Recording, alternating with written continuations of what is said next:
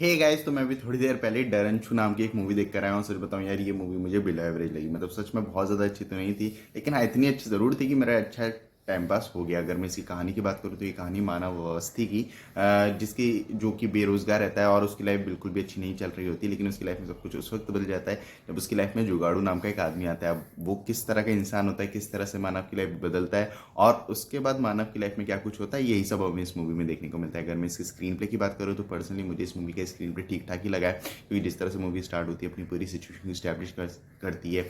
हमें कैरेक्टर्स के बारे में बताया जाता है इन कैरेक्टर्स की लाइफ में क्या कुछ चल रहा है, किस तरह की सिचुएशन यहाँ हो चुकी है, किस तरह की लाइफ मानव जी रहा है, किस तरह से के उसके फैमिली डायनामिक्स है। वो सारी चीज़ें बस ठीक ठाक ही हैं। किसी भी पॉइंट पे ऐसा फील नहीं होता है कि हम पूरी तरह से इस मूवी में इन्वेस्ट हो चुके हैं, जानना चाह रहे हैं कि अब आगे क्या होने वाला है और कैसे होने वाला है। फिर जिस तरह से मूवी आगे बढ़ती है, अपनी पूरी सिचुएशन को एक्सप्लोर करती है, वो सारी चीज़ें भी मुझे बस ठीक ठाक ही लगी हैं। किसी भी पॉइंट पे ऐसा फील नहीं हुआ कि मैं पूरी तरह से इस मूवी में इन्वेस्ट हो चुका हूँ और जानना चाहूँगा कि क्या कुछ हो सकता है, जो कि काफ़ी बुरी बात है।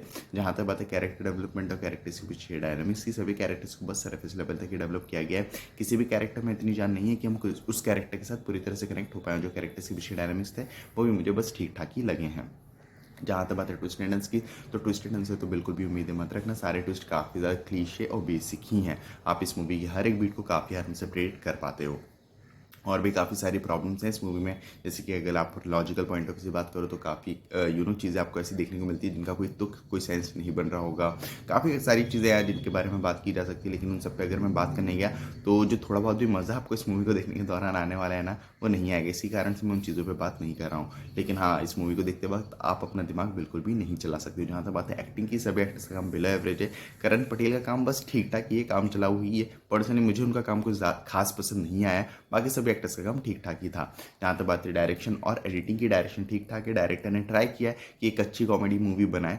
ठीक ठाक सी कॉमेडी काम भी करती है, लेकिन हाँ उतना हंसाने में कामयाब नहीं होती है जितना उसे हंसाना चाहिए था। जो एडिटिंग है वो भी मुझे बस ठीक ठाक ही लगी। अगर बात करूँ मैं प्रोडक्शन क्वालिटी की, तो वो भी ठीक ठाक ही है। तो ओवरऑल ये एक ठीक ठाक मूवी, अगर आप लोगों के पास कुछ भी करने के लिए नहीं है, एक टाइम पास करने के लिए कुछ मूवी देखनी है, तो आप देख सकते हो, आप बोर नहीं होंगे। लेकिन हाँ, पर्सनली मुझे नहीं लगता कि ये मूवी थिएटर्स में देखने लायक बनी है।